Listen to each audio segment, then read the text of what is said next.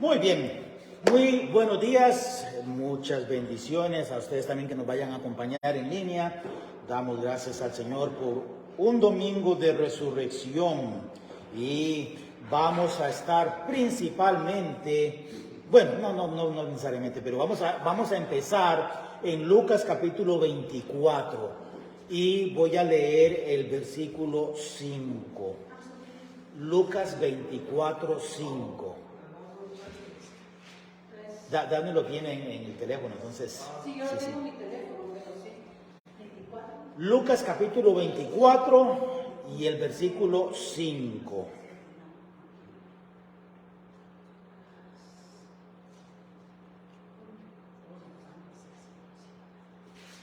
Lucas 24, 5. Mientras tanto, acomodamos esto por acá.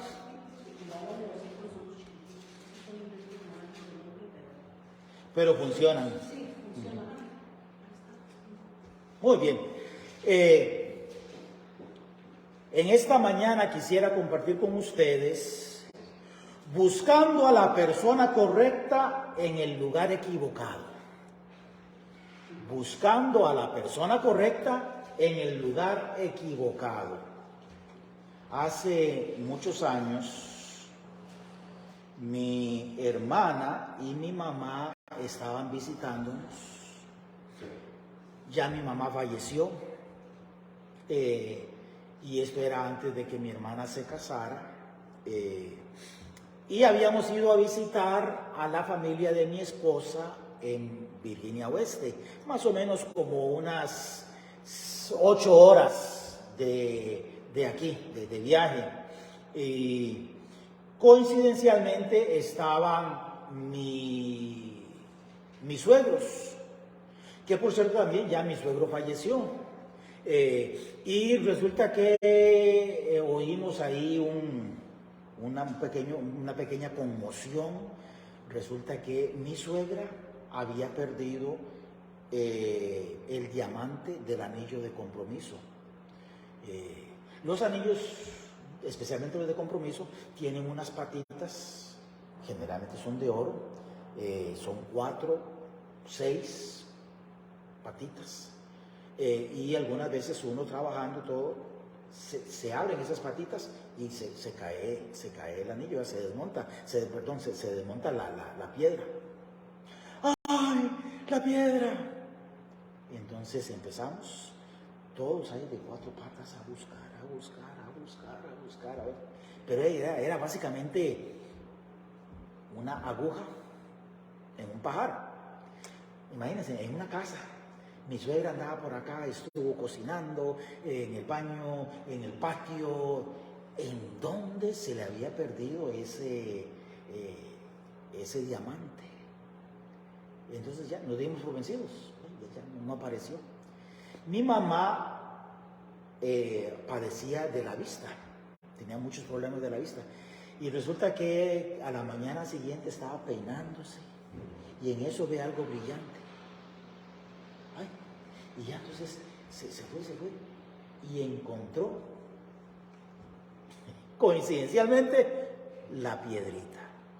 Entonces ya la pusieron en una servilleta y la pusieron en un joyerito, ¿verdad? Para que pudieran llevarla a un joyero para que se la montaran otra vez y que la reforzaran, ¿verdad? Que hicieran lo que tuviera que hacer para que no volviera otra vez a pasar. ¿Qué hubiera pasado si mi suegra llama a la familia? Se me perdió la piedrita del anillo de compromiso, búsquenla.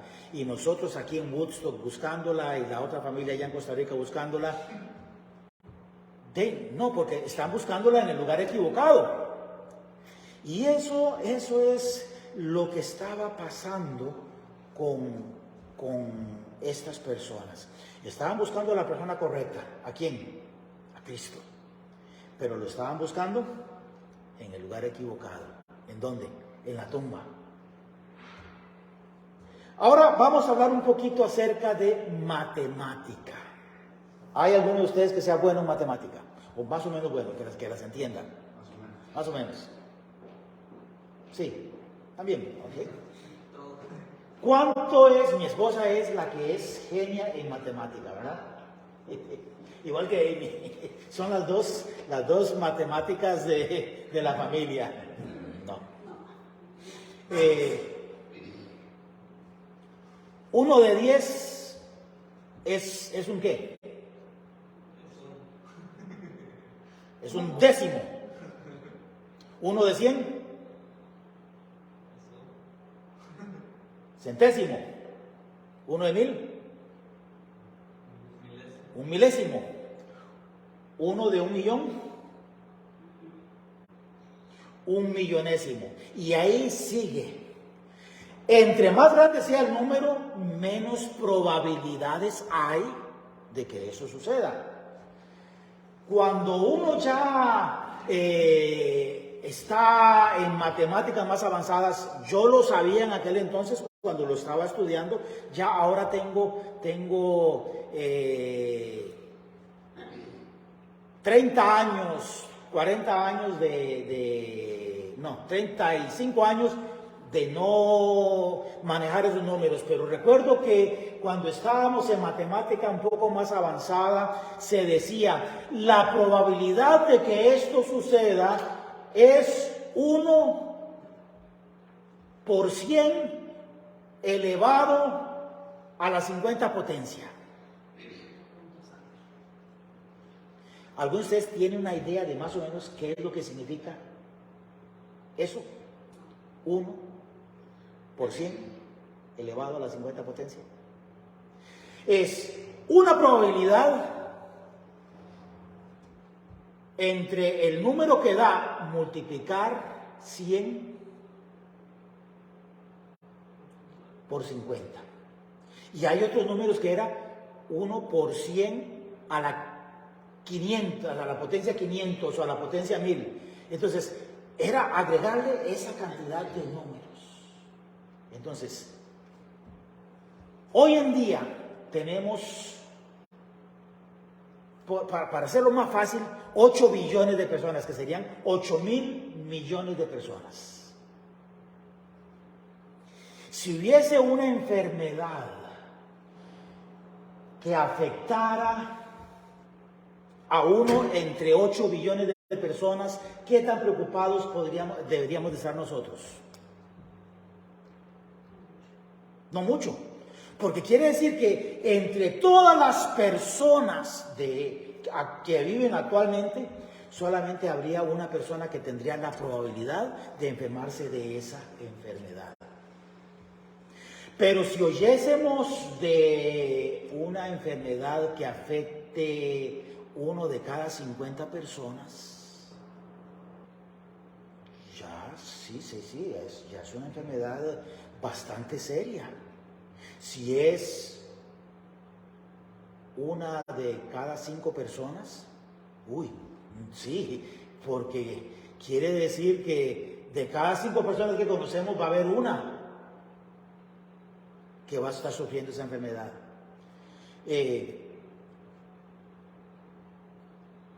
Dicen las estadísticas que especialmente las mujeres, pero también he oído que también pasa con los hombres, pero de las mujeres que cruzan la frontera,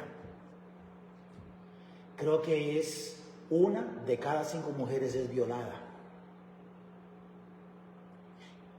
Quiere decir que hay una gran cantidad que están siendo violadas. Nosotros habíamos visto un video hace ya varios años, antes de que se incrementara esto. Se llamaba La Bestia, tal vez algunos de ustedes lo vieron. Es el famoso tren de México que viaja del sur de México hasta el norte y después se devuelve, y está en eso, y no sé por qué le llaman La Bestia. Y hubo un periodista latino de aquí de Estados Unidos que voló y se fue con su equipo de grabación, su cámara, su equipo de grabación, a viajar por La Bestia. Y entrevistaba a las personas ahí en el tren. ¿Sí? ¿Y qué esperas que va a pasar allá? ¿Y cuáles son tus metas? Obviamente la travesía duró varios días, no sé si una semana o más de una semana. Conoció a un par de niños hondureños. La niña tenía como 12 años, el niño creo que tenía 9 años, ¿no? Tenía 9 años. Ah, los dos tenían 9 años, ok. Estaban viajando solitos, no eran hermanos, simplemente se conocieron dos hondureños viajando juntos. Vecinos. Y ya los entrevistó y resulta que su mamá, el papá creo que no lo conocía, no sé, pero su mamá vivía aquí en Estados Unidos y ellos querían vivir con la mamá. Se vinieron solitos a los 9 años. Ya él se bajaba y se iba en carro, se quedaba en el hotel y ya al día siguiente se adelantaba en el carro y en la siguiente parada de La Bestia seguía haciendo las entrevistas. Ya algunos ya no los veía. ¿Y qué pasó con tal? Se bajó en tal lugar y no se volvió a subir y no se sabe qué pasó. Estos dos niños, ya en la última parada, cuando tenían que cruzar la frontera, bueno, entonces los espero allá los voy a entrevistar y yo quisiera ver cómo les va y ya una vez que estén allá, pues yo voy a intentar ayudarles para que ustedes puedan reunirse con sus mamás. Se bajó, cruzó la frontera, tenía los papeles, cruzó la frontera y ya empezó a buscar a los que habían visto, a los dos niñitos, no los encontró. Preguntó y algunos, sí, nosotros los vimos que ya estaban subiéndose en la balsa, no sé qué, no se sabe qué pasó, se desaparecieron.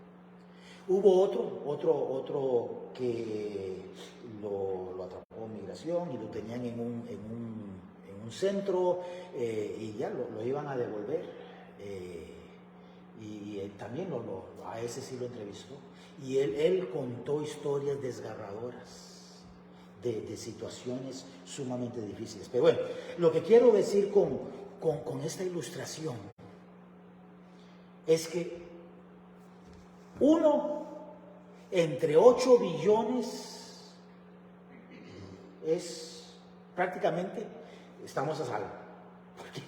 Porque tendría que ser una coincidencia de coincidencias que uno sea ese 1 entre 8 billones de personas. Y si decimos 1 entre 16 billones de personas, menos todavía. Vamos a suponer, porque no tengo la información, vamos a suponer, si hoy en día la humanidad tiene 8 billones, que desde que Dios creó a Adán y Eva hasta ahora haya habido otros 8 billones de personas. 8 y 8, 16 billones de personas. En 16 billones de personas, solamente ha habido unos cuantos que han resucitado. Podemos ver algunos en el Antiguo Testamento que resucitaron. Podemos ver algunos en el Nuevo Testamento que resucitaron. Uno de ellos, Lázaro. Otra era una niña, Tabita, de Jairo. Tabita. Y hubo unos cuantos más que resucitaron.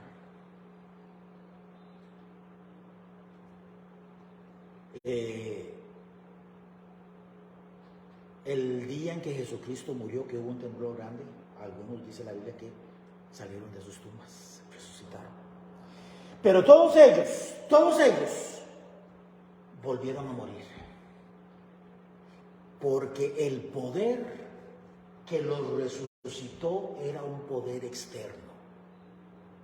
Alguien les dio la autoridad de que sus cuerpos volvieran otra vez a recobrar vida, que sus pulmones empezaran otra vez a funcionar, que su corazón empezara otra vez a funcionar, que sus ojos empezaran a ver otra vez, sus oídos empezaran a oír, pero fue temporal. Y después volvieron a morir, ¿por qué? Porque la paga del pecado es muerte. Pero hubo uno, por poner un número, porque no sé cuál número será, hubo uno en esos 16 billones de personas que dijo, hey, pónganme atención, yo voy a morir y después de 3 días voy a resucitar, porque a mí nadie me quita la vida. Yo pongo mi vida con un propósito que es salvarlos a ustedes y después la voy a volver otra vez a tomar. Nadie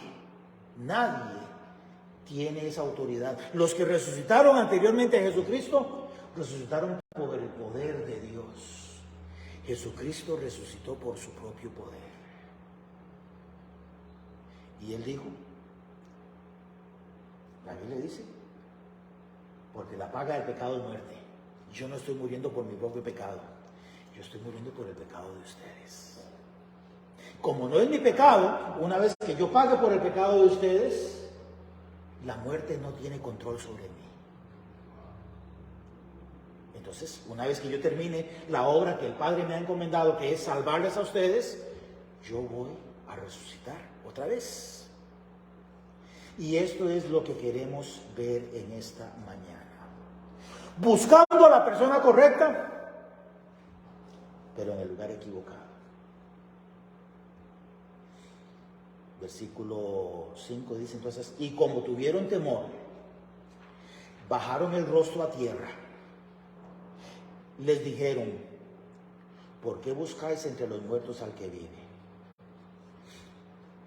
Acababan de acontecer una secuencia de acontecimientos sumamente difíciles y de una manera muy rápida.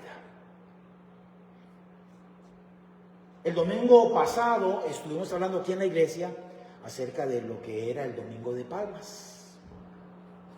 ¿Cuál era el significado? ¿Qué es lo que había estado pasando? Después de esto sucedieron una serie de situaciones. Algunos dicen que Jesucristo no murió el viernes porque eran 24 horas exactas. Yo personalmente creo que fue el viernes. Y que al decir que Jesucristo iba a estar 3 días y 3 noches, no eran 24 horas, sino días en general, aunque fueran parciales. Hay algunos que no creen que sea así. Lo importante no es exactamente si fueron 24 horas o si fueron horas parciales. Lo importante es que resucitó. Jesucristo murió. Cuando estaba colgado en la cruz del Calvario, Él dijo varias cosas. Dijo que tenía sed. Había una serie de profecías que decían que le iban a dar agua con vinagre. Él no lo probó. También dijo, Dios mío, no les tomes en cuenta este pecado. ¿Cuál pecado? El que lo estuvieran matando.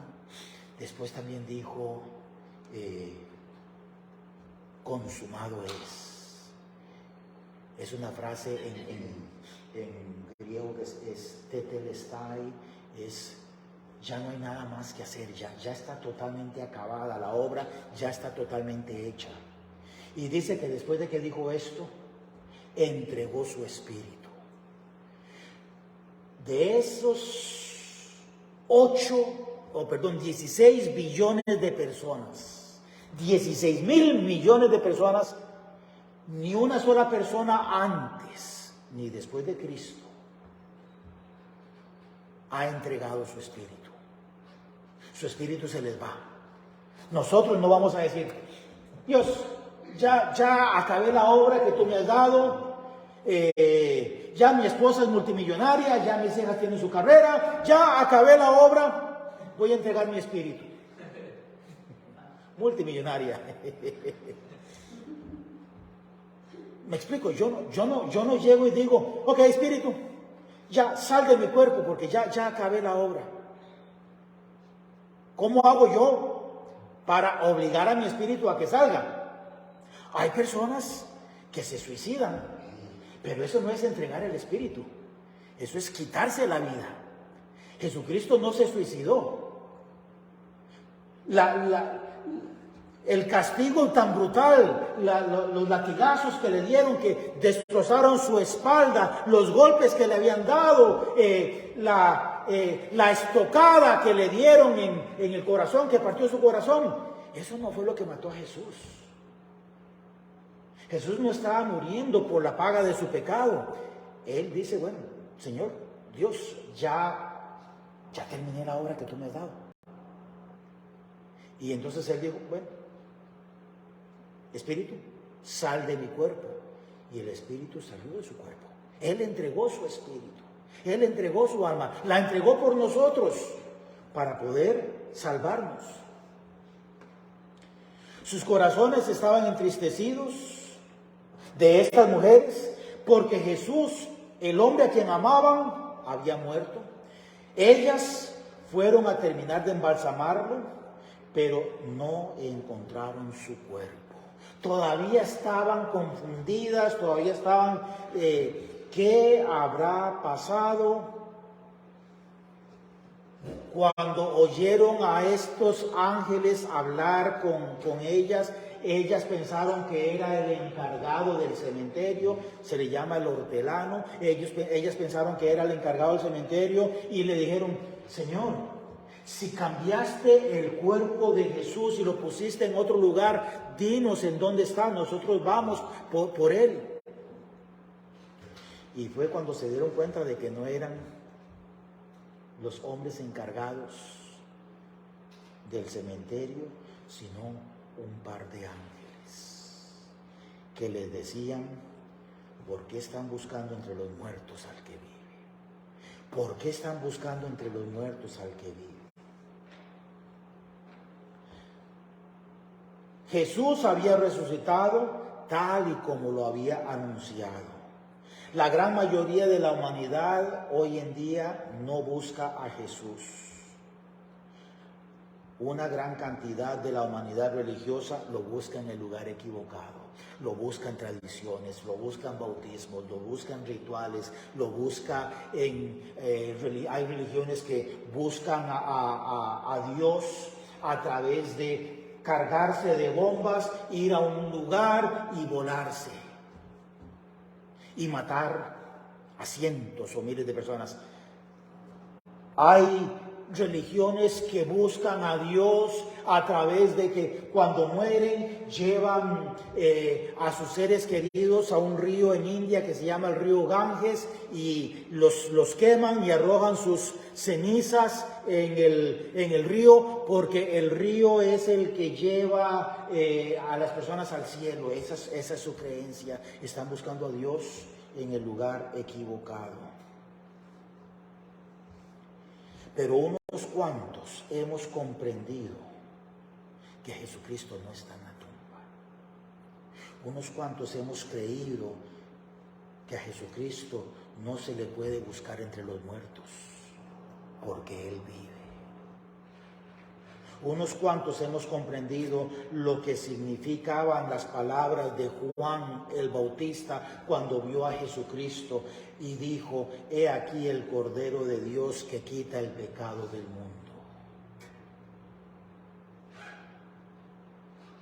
Nosotros no solamente debemos de creer que Jesucristo es el Cordero de Dios que quita el pecado del mundo, nosotros debemos de creer que Jesucristo es el Cordero de Dios que quita mi pecado, porque para eso murió. El versículo que hemos estado practicando en Isaías capítulo 53, vamos a ver en Isaías capítulo 53 unos cuantos versículos. Entonces, Isaías capítulo 53. Isaías capítulo 53. Vamos a leer del versículo 10 en adelante. Isaías 53, 10. Isaías capítulo 53 y el versículo 10.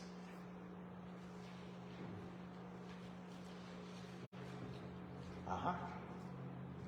Dice así, Isaías 53, 10. Con todo esto, perdón, ¿ya lo tienen?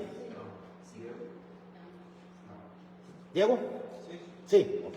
Entonces, Isaías 53, 10 dice, con todo eso, Jehová quiso quebrantarlo, sujetándole a padecimiento. Cuando haya puesto su vida en expiación por el pecado, verá linaje, vivirá por largos días, y la voluntad de Jehová será en su mano prosperada. Con todo esto, ¿qué es todo esto? Lo que dice en los versículos anteriores. Y en los versículos anteriores estaba hablando algunas de las características de él. Con todo esto es que nunca hizo maldad, ni hubo engaño en su boca. Jesucristo nunca hizo maldad, ni nunca hubo engaño en su boca. Es decir, nunca pecó y nunca dijo una mentira. Con todo y el hecho de que Jesucristo nunca pecó, nunca dijo una mentira, nunca hizo maldad de ningún tipo, Dios quiso quebrantarlo. Dios tuvo que insertar en Jesucristo, en el cuerpo de Cristo, el padecimiento, porque Jesucristo, al ser libre de pecado, no podía sufrir la muerte. Entonces Dios insertó en Cristo el padecimiento, porque Cristo cargó nuestros pecados. Por eso, con todo eso, de que nunca hubo maldad ni hubo engaño en su boca, Dios, Jehová, quiso quebrantarlo. ¿Para qué quebrantó Jehová Dios a Cristo? Para no tener que quebrantarnos a nosotros.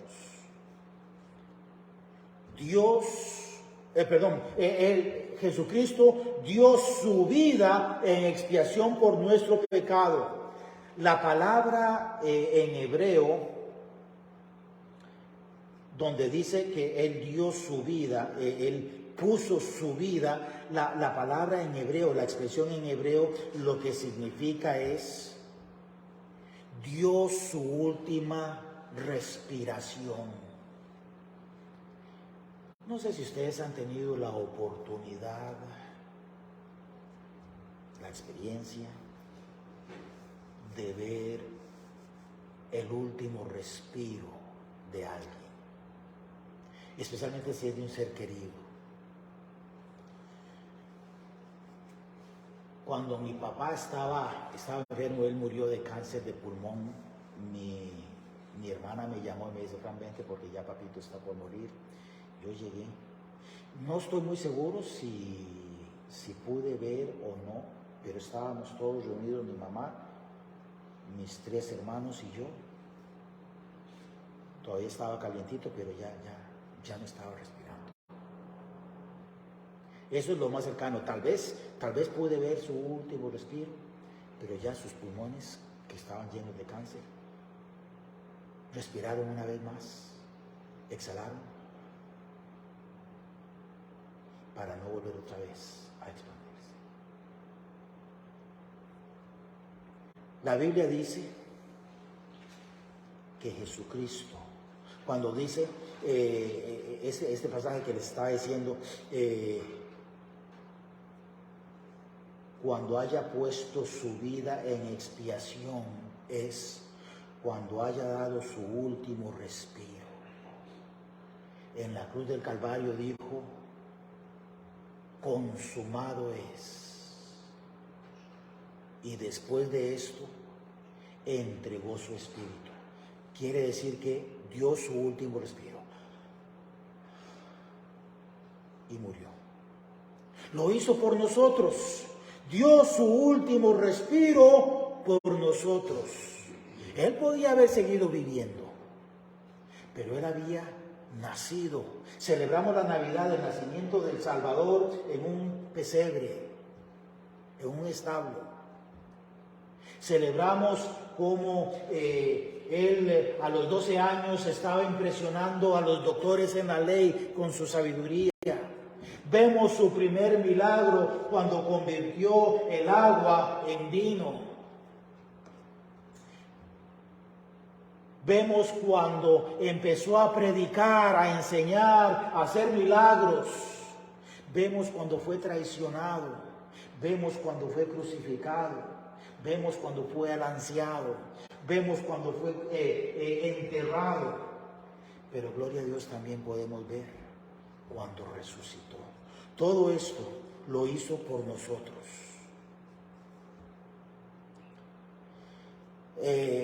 Ese versículo también dice no solamente que dio su último respiro por el pecado, sino versículo 10 también dice verá linaje. Verá linaje. ¿Qué significa la palabra linaje? La palabra linaje es la descendencia. Hay un dicho que dice, este es de sangre azul. Sangre azul quiere decir que es de la realeza. Ninguno de nosotros es de sangre azul. Todos tenemos sangre. Realmente la sangre es amarilla. La sangre se empieza a hacer roja cuando se empieza a oxidar. ¿Cuándo qué? Se empieza a oxidar. Cuando tiene contacto con el aire, empieza a oxidarse y eso es lo que le da ese color rojo. No es como nosotros la conocemos, de ese color rojo intenso, es de un color bastante más desteñido. Pero bueno, ninguno de nosotros es de sangre azul. Sin embargo, dice la Biblia en el libro de Pedro enseña que nosotros fuimos hechos linaje escogido. La expresión linaje escogido es una expresión interesante. Yo la explico con la expresión de pedigrí. ¿Sí saben de los animales cuando tienen pedigrí? ¿Saben qué significa esto? Un animal que tiene pedigrí y uno que no tiene pedigrí. No, tampoco. Julio, ¿has oído la expresión de que este perro tiene pedigrí o este gato tiene pedigrí? ¿No has oído? ¿Sí? El pedigrí es un documento que dice que este animal es de raza pura. Entonces, nosotros tenemos unos perritos que son salchichas, de esos que tienen las patitas chiquititas y son alargados. Hay otros que son Basset Hounds, hay otros que son Doberman, hay otros que son pastores alemanes. El pedigrí dice que es imposible que si se cruzan dos perros con pedigrí pastor alemán, que salga un Doberman, porque ya tienen varias generaciones de ser pastores alemanes puros. Cuando nosotros tenemos de esos perritos callejeros, corrientes, que es un cruce de una raza y otra raza y otra raza y otra raza, hay posibilidades de que salgan con un poquito de pastor y otro poquito de Rottweiler y otro poquito de Doberman. Hay un perro famoso, a nosotros que nos gustan los salchichas. Yo pensé que era un fotomontaje, pero el perro existe, es un perro famoso. Es un perro con cuerpo alargado de salchicha y tiene la cabeza de pitbull. Y ustedes lo pueden buscar. Bueno, es interesante, pero no es puro. No, ese perro no tiene pedigrí. Y posiblemente que valga más que lo que valga cualquier perro con pedigrí, porque generalmente cuando se cruzan varias razas es una mezcla más homogénea, pero esta es algo sumamente inusual. El cuerpo es de un perro salchicha, el pecho es más de pitbull, pero la cabeza es de pitbull. Entonces, No tiene pedigrí. Cuando nosotros aceptamos a Jesucristo, dice la Biblia que a nosotros Dios nos da su pedigrí. Somos linaje escogido, nación santa y pueblo adquirido por Dios, según lo describe Pedro. Por eso dice, verá linaje, vivirá por largos días, y la voluntad de Jehová será en su mano prosperada. La voluntad de Jehová, Jesucristo dijo, yo no he venido a hacer mi voluntad, sino la voluntad de mi Padre que me ha enviado. En el versículo 11 dice, verá el fruto de la aflicción de su alma y quedará satisfecho. Una de las características de Dios es que Él es omnisciente, todo lo sabe. Cuando Jesucristo estaba en la cruz del Calvario, Él ya nos había visto a nosotros. Y ese pensamiento es demasiado grande para nosotros. Él nos amó. Él nos vio reunidos. Y Él sabe el día en que vamos a morir. Ojalá que no sea hoy. Pero si fuera hoy, en el caso mío, yo estoy preparado. Porque yo sé que mi Redentor vive. Y yo sé que cuando Él resucitó para darme vida eterna a mí. Y espero que ustedes también puedan tener esa certeza, esa misma seguridad. Ustedes que nos vayan a ver, espero que puedan tener también esa certeza, esa seguridad. Para eso murió Él. Verá el fruto de su aflicción, el fruto de la aflicción de su alma, y quedará satisfecho. Versículo 12. Porque yo le daré parte con los grandes y con los fuertes repartirá despojos, y por cuanto derramó su vida hasta la muerte y fue contado con los pecadores, habiendo Él llevado el pecado de muchos y orado por los transgresores. Jesucristo derramó su vida en favor nuestro, fue contado como pecador, murió entre dos ladrones, entre dos malhechores. Cuando Jesucristo estaba en la cruz del Calvario, la gente pasaba enfrente de Él y se mofaba de Él. Algunos le decían, a otros salvó y a sí mismo no puede. A otros salvó y a sí mismo no puede. Sálvate a ti mismo y creeremos en ti.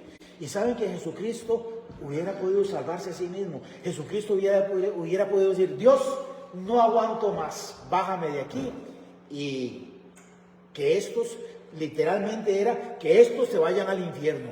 Y toda la humanidad hubiera quedado perdida, condenada al infierno. Cuando ellos estaban burlando de Cristo y decían, a otros salvó y a sí mismo no puede, era cierto. Si Jesucristo decidía salvarse a sí mismo, no nos hubiera podido salvar a nosotros. Pero Jesucristo escogió no salvarse a sí mismo para salvarnos a nosotros.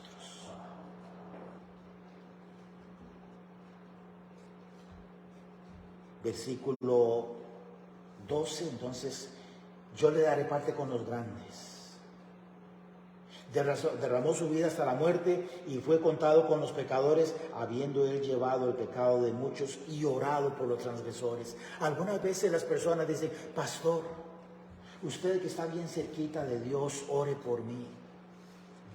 Y sí, los pastores debemos de estar cerca de Dios, pero no es una oración mágica. No es que, como el pastor oró por mí, todo debe estar de lo más bien. No es como tener a un papá juez que, mi papá es juez, entonces yo puedo manejar a la velocidad que quiera y puedo robarme de las tiendas lo que yo quiera porque mi papá es juez.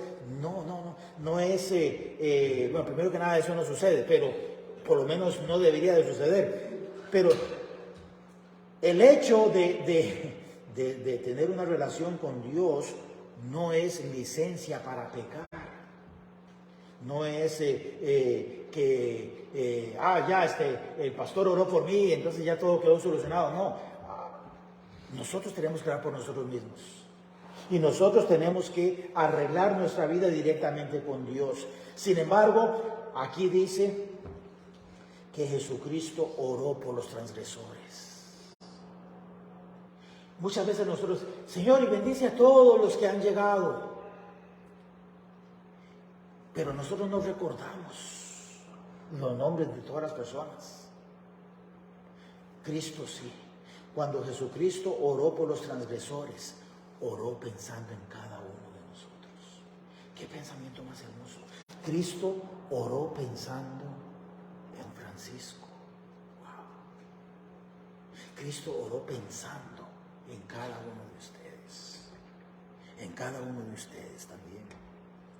Cristo oró pensando en cada uno de nosotros.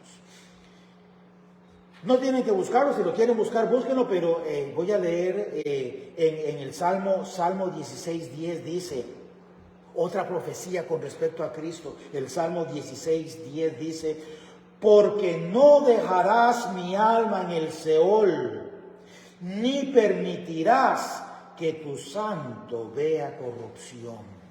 Hay unos salmos que se llaman los salmos mesiánicos.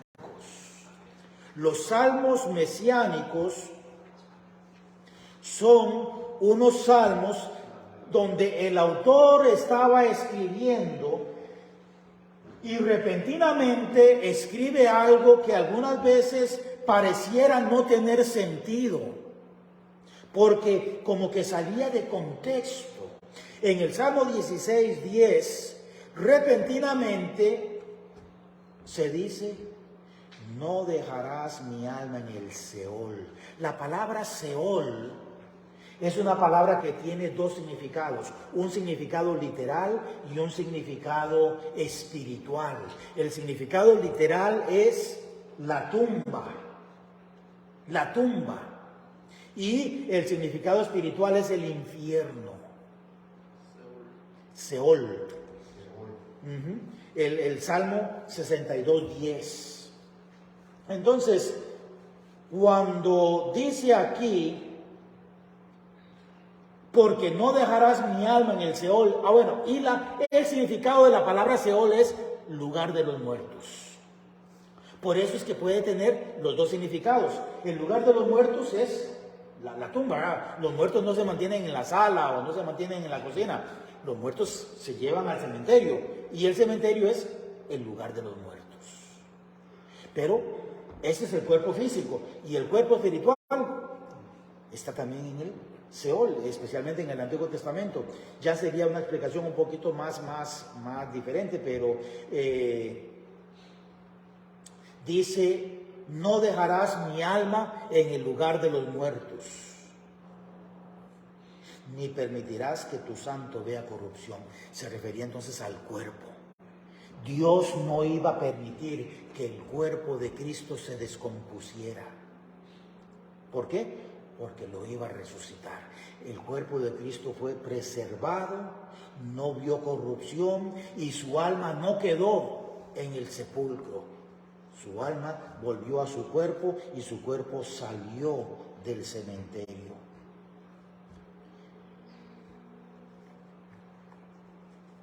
En 1 Corintios capítulo 15, versículo 17 dice que si Jesucristo no resucitó, vana es nuestra fe. Si Jesucristo se hubiera quedado en el sepulcro, nuestra fe es vana. Esto que estuvimos cantando es vano. Estar abriendo la Biblia y guardando estos preceptos y estas enseñanzas es vano. Si Jesucristo no resucitó. Porque si Jesucristo no resucitó, quiere decir que Él era un gran hombre, un gran profeta. Pero no era Dios. Pero Él resucitó. Él resucitó porque Él dijo, hey, yo no me voy a quedar en la tumba, yo solamente voy a estar ahí 3 días y después voy a salir. Si yo a ustedes les dijera, vean, ahora cuando salga, yo no quiero que mi esposa vaya conmigo porque yo voy a tener un accidente y va a haber un carro que me va a dar duro y me va a matar. Pero no se preocupen porque yo al 3er día voy a resucitar. ¿Qué pensarían ustedes de mí? hasta mi esposa pensaría, Fran, estás loco. Estás loco. Eso es lo que la gente pensó de Jesucristo. Nunca nadie ha resucitado, y menos por su propio poder, permanentemente. Eso fue lo que dijo Jesucristo. Hey, a mí nadie me quita la vida, yo la pongo y después la vuelvo a tomar. Si Jesucristo no hubiera resucitado, vana es nuestra fe. ¿Qué significa vano? Por gusto y sin valor. Sin valor. Si Jesucristo no hubiera resucitado, nuestra fe no tiene valor, no tiene propósito, no tiene sentido. En primera de Pedro capítulo 1 versículo 5 dice que nosotros somos guardados por el poder de Dios mediante la fe para alcanzar la salvación que está preparada para ser manifestada en el tiempo postrero. Y esta salvación es por una esperanza viva. Hay gente que tiene la esperanza de ganarse la lotería. Ay, si yo me ganara la lotería, yo haría tanto bien. Ay, si yo... Pero esa no es una esperanza viva. Nosotros tenemos la esperanza viva. ¿De qué? De que hemos sido perdonados, de que Cristo va a venir nuevamente por nosotros. Aunque la muerte nos punce y nos venza, un día resucitaremos porque nuestro Redentor vive. Y finalizo ya con esta última enseñanza. En Hebreos 17:30 dice, pero Dios, habiendo pasado por alto los tiempos de nuestra ignorancia, ahora manda a todos los hombres, aquí, a todos los que estamos aquí presentes, a los que nos están escuchando, Dios manda a todos los hombres en todo lugar que se arrepientan, por cuanto ha establecido un día en el cual juzgará al mundo con justicia por aquel varón a quien designó, o sea, por Cristo, dando fe a todos con haberle levantado de los muertos.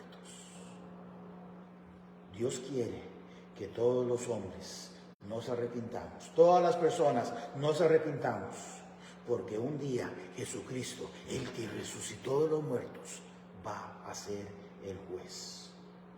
La muerte no pudo retener a Jesús. Tuvo que dejarlo ir.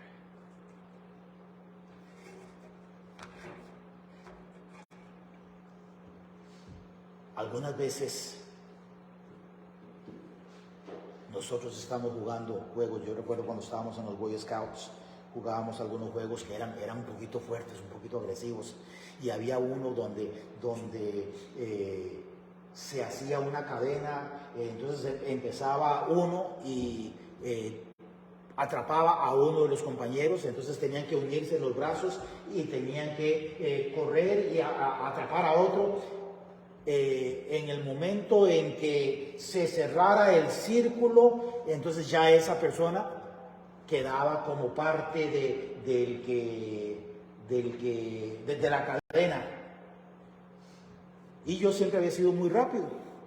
Entonces recuerdo que en una ocasión querían ya que yo quedara como parte del grupo. Entonces algunas veces me agarraban y yo forcejeaba y hasta que me zafaba. Ya llegó un momento en el cual estaba tan cansado que ya no pude zafarme. La gente ha intentado pagar dinero para que los médicos les extiendan la vida, para que les zafen de las garras de la muerte. Pero una vez que la muerte nos agarra, ya no hay forma de soltarnos. Solamente hubo uno que le dijo, muerte, suéltame. Si sabes que te conviene, suéltame. ¿Y saben qué hizo la muerte? Lo soltó. Ese es nuestro Salvador. Ese es nuestro Redentor. Ese es Jesucristo. No busquemos entre los muertos al que vive. No busquemos a la persona correcta en el lugar equivocado. Vamos a orar. Padre bendito, en el nombre de Jesucristo te pedimos que tú bendigas tu palabra. que bendigas a los presentes, que bendigas a los que nos están viendo y nos van a ver tal vez en línea, Señor, y que tu palabra no regrese a ti vacía. Gracias, Señor, porque podemos celebrar la resurrección de Jesucristo, porque su resurrección es el punto final que prueba que tu Hijo Jesucristo es el Hijo de Dios, el Salvador del mundo, y que la muerte no pudo vencerle. En el nombre de Cristo. Amén. Muchísimas gracias, bendiciones. A ustedes también bendiciones.